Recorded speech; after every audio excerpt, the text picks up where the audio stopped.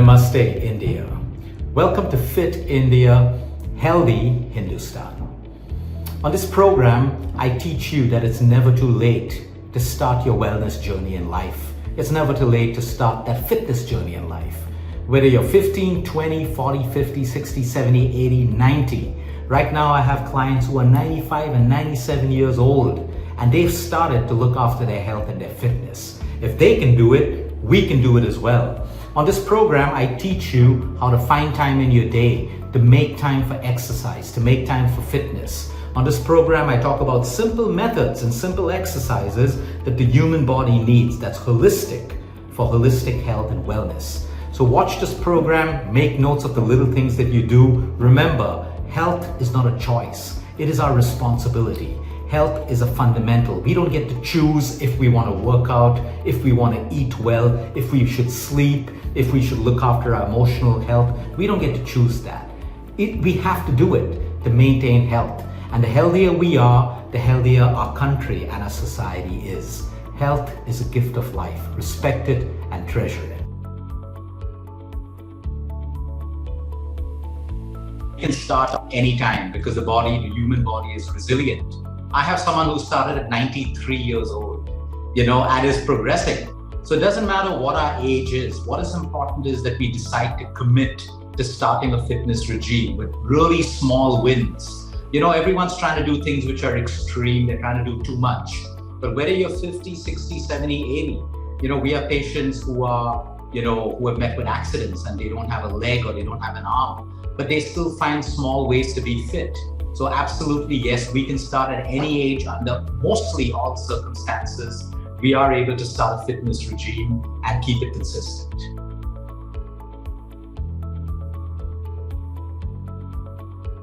So you see, the solution to this problem is the way we think, our perception, our mindset. Health is not a choice. It's not a choice. We don't get to choose between social or a workout or, our work and sleeping better. These are fundamentals of human living. Without health, we understand that there's disease and there's death and there's suffering. So the first point is, it's not a choice. You got to make it part of our life, whether it's 10 minutes, 15 minutes, 20 minutes, everyone has time if they choose and decide to make time for health. So it's got to be a priority. It cannot be a choice, number one. When we make it a priority, it's like, for example, if there's parents who have a child, we don't have to motivate the parents to love the child or look after the child, right? Why? They do it automatically because they've assigned value to that child.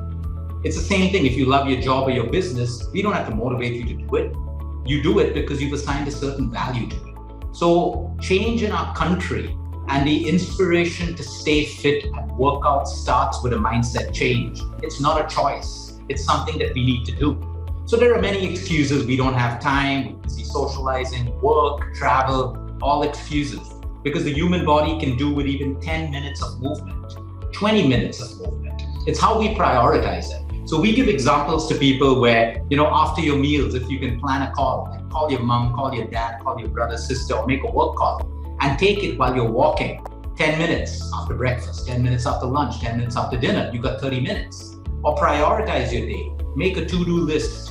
Okay, and write down 15 to 20 minutes, 30 minutes. That time is only for your workout. When it's planned, it always happens. But if we put work first, family first, business first, career, socializing, and we keep health as the last choice, it tends to get lost, and then we struggle to make time for it.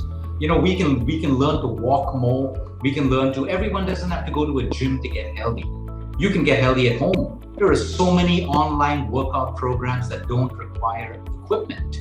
We can take walks in parks, we can take walks with our loved ones. There are always these little things that we can do. If we're in a job where we're sitting too much, nothing stops us from standing up in between, touching our toes, stretching, sitting back down again. Because more important than exercise is movement.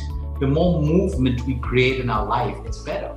So a lot of people start off with large goals like a 1-hour workout and they fail. No, start with 15 minutes. Be consistent with 15 minutes for a week. The next week, add on another 5 minutes. And after 2 to 3 weeks, you have a good 30 to 45 minutes of a workout that you're consistent with. So these are little things that we can do. It starts off with a mindset change. It is not a choice. It is a fundamental of human life. We are gifts of life. If we do not respect this by doing the fundamentals, nothing else matters. After a while, our health, our poor health doesn't allow us to socialize. It doesn't allow us to work well, run our businesses, run our careers, enjoy our family life, enjoy our earnings. So it is not a choice. It is mandatory, and these are little ways that we can increase the amount of workouts that we do and the movement that we do in our lives. Since the body is holistic in nature, a workout cannot just be running, it cannot just be walking, it cannot just be lifting weights, it cannot just be a sport, because we have muscles, we have tendons, we have ligaments, we have joints, we have a heart and lung, which is your cardiovascular ability, we have brain health. So when you look at a holistic workout, are we training for muscle, lean muscle? That's necessary for men and women. Are we training for flexibility? Are we training for mobility? A lot of people as we age, you bend down to lift up a pen and then you get sprained, or your quads get tight, your hamstrings get tight. Most people can't even touch their toes without bending their knees. That shows you that your spine is already degenerating. So when we look at a holistic program, am I training for flexibility? So I have yoga, stretching, yoga again. Am I training for muscle? It could be anything. I'm doing push-ups, I'm doing pull-ups, I'm doing Ashtanga yoga, I'm lifting weights, I'm using resistance bands. Am I training for mobility? So mobility means simple exercises that open up my shoulder, my chest, my back. Again, yoga is great for that. Am I training for cardiovascular, which is my cardio, my walking, my sprinting, my running, my jogging, my high interval training? And am I training mental fitness, which is my rest, my meditation, my reflection? Am I training my lungs, which is my pranayama, my breathing exercises? So this is what holistic exercise is. When we can put all of these things together through simple workouts, it doesn't have to be expensive, and we can add a little bit of consistency to that, we have a holistic workout regime.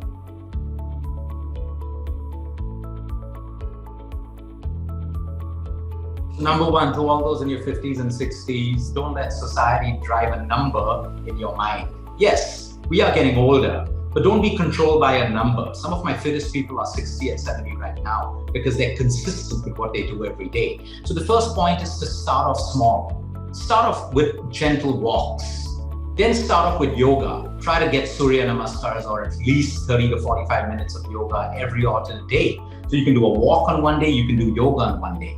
Once you find your body getting stronger, once you find your body getting stronger, what you can then do is start with a little bit of resistance training. You can get a simple resistance pad, or 1 kilo dumbbells, or 2-pound dumbbells, and you can start working out with that so there's no injury. That's how you start to get stronger and stronger even at 50 and 60. Try to keep 15 to 20 minutes of pranayama every day, and maybe 15 to 20 minutes of meditation. It's really, really simple if you start off small.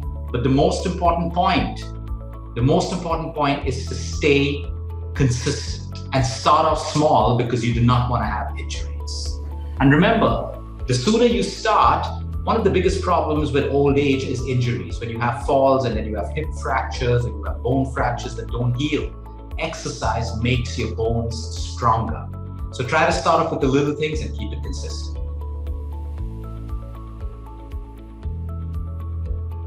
Sleep is a fundamental. It is the most powerful medicine that exists for us beyond allopathy and all other forms of medicine. It is during deep sleep that your body recovers. Your immune system gets smarter.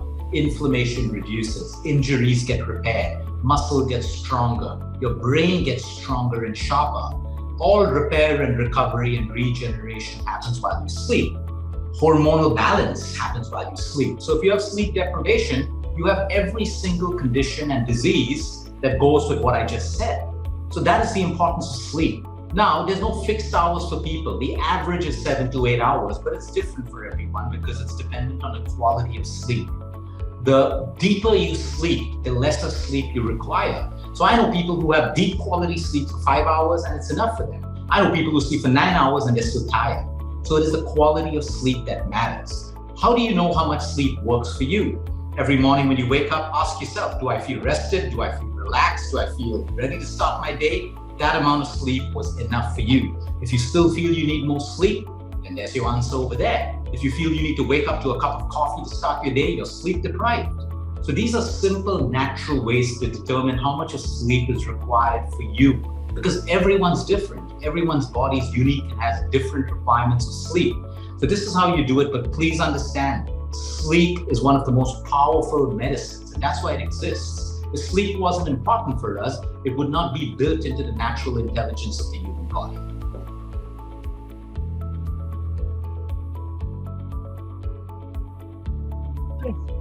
So number one, break the whole myth that you need to do a 1 hour workout. Because the moment you know that, then it kind of stresses you out because you have so many other things to do. There's cooking to be done, there's shopping to be done, that's if you do it, there's kids to look after, all of that. The point is, how can you have small workouts during the day? Like 10 minutes in the morning, maybe do some stretching, do some yoga for 10 minutes, then walk after your meals. Wherever you have an opportunity to walk, do that. Maybe make 15 minutes in the evening where you can actually do a workout. The point is, when you plan it, it's always easy. You know, it all starts with a will. Some of my busiest people, housewives, house husbands, people who work, they find a way if you plan it. If we just think and assume our life is so busy, our mind automatically moves us into this mindset of constantly being busy, and then we don't prioritize our workouts. Like I said, you don't have to go to a gym. You can use your own body weight. There are tons of videos on YouTube, free exercise programs. The Fit India movement in our country is driving so much of content and awareness about simple workouts that you can do at home. All of this is very, very effective for you. But sometimes we don't feel it's effective because we're comparing ourselves, our lives, our bodies with other people on social media. And most of the life on social media is not fake, it's mostly fake. You see bodies that are photoshopped, bodies that are airbrushed, people who only show you their best side. But that's a fake world. The beauty of fitness is small wins. Start off with 15 minutes, make that time. You will feel so good that you will want to do it the next day. And then you will want to do it the next day again. Because exercise and fitness is the only thing that's going to keep us moving forward with a quality life. Of course, nutrition, sleep, emotional wellness is all important. So start off with small things. Like, I'll give you an example. Yesterday, I landed from Australia and I was like, what workout do I do? I just went on YouTube, I found a 20-minute workout and I just followed the instructions of the trainer and it was beautiful. No equipment in my own home, all I needed was a yoga mat. So where there's a will, there's a way.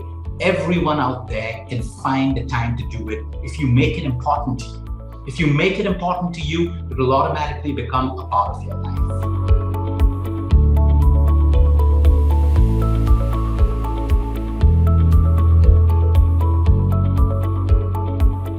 So millets it's a local food. In India many years ago it was called a poor man's food. Because the rich people thought that the refined rice, polished basmati rice, the whole grain wheat, all of these were for the rich people. Today the world is actually going back to millets because science has studied it. And it happens to be one of the most powerful grains that exist. And there are many kinds of millets. It's not just bajra. You have finger millet, you have foxtail, you have barnyard, you have pearl, you have buckwheat, you have little millet. All of these millets are different and native to our country.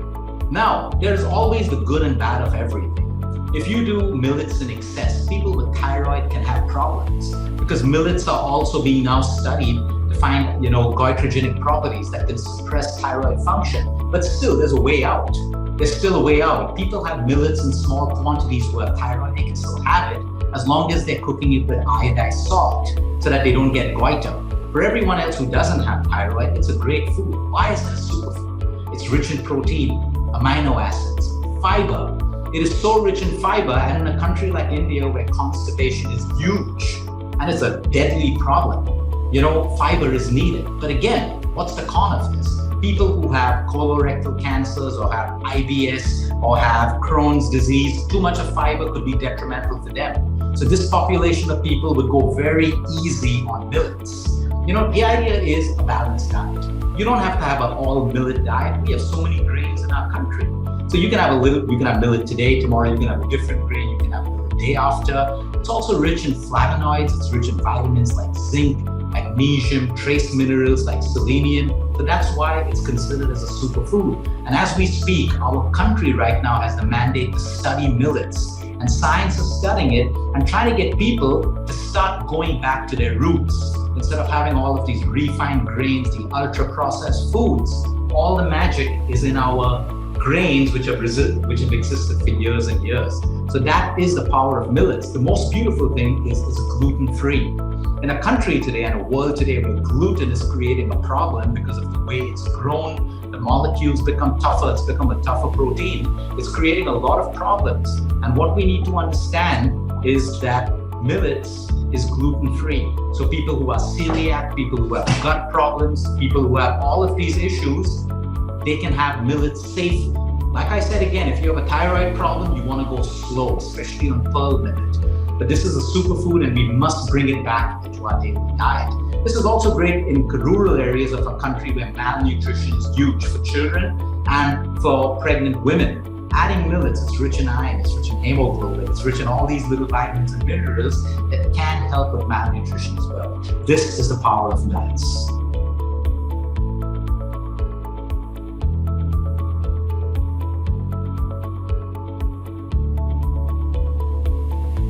Number one, why the word diet? Why is everyone so obsessed with diets?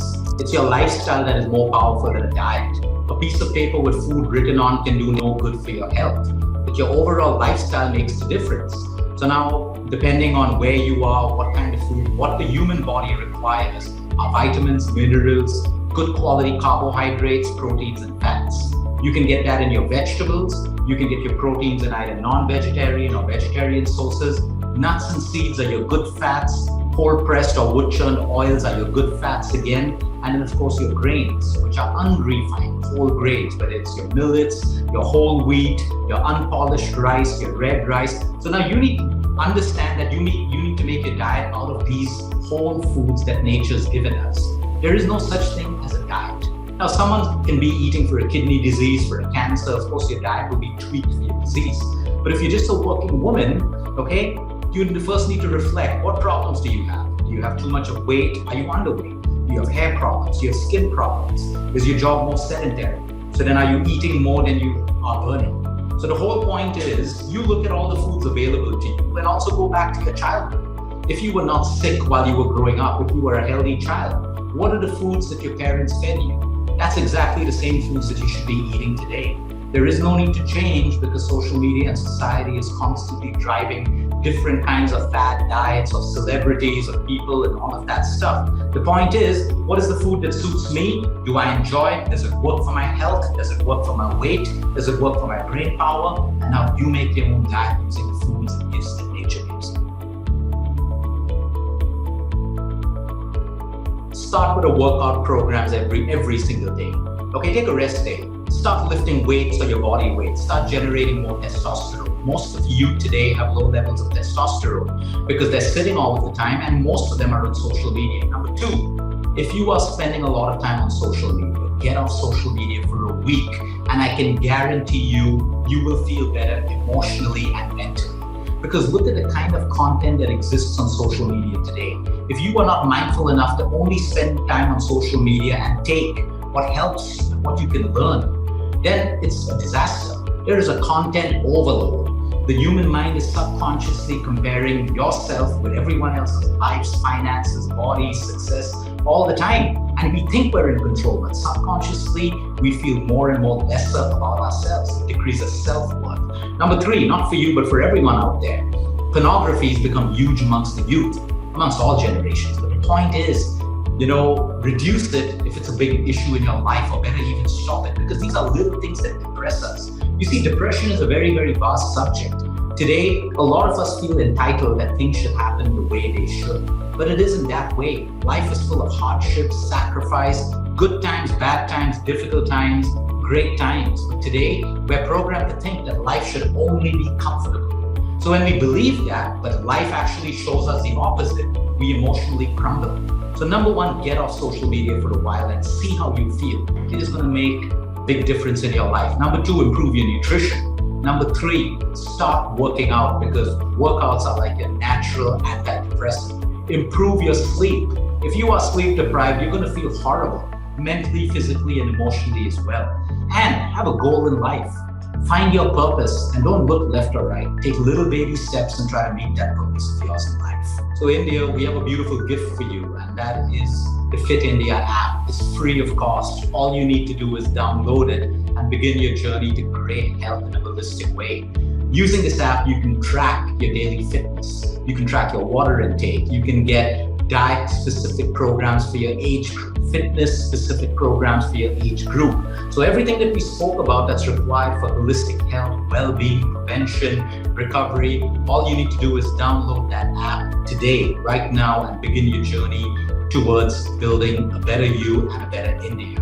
Also, there will be a question on this app which we would love you to answer, and if the answer is right and it gets selected, there will be a prize.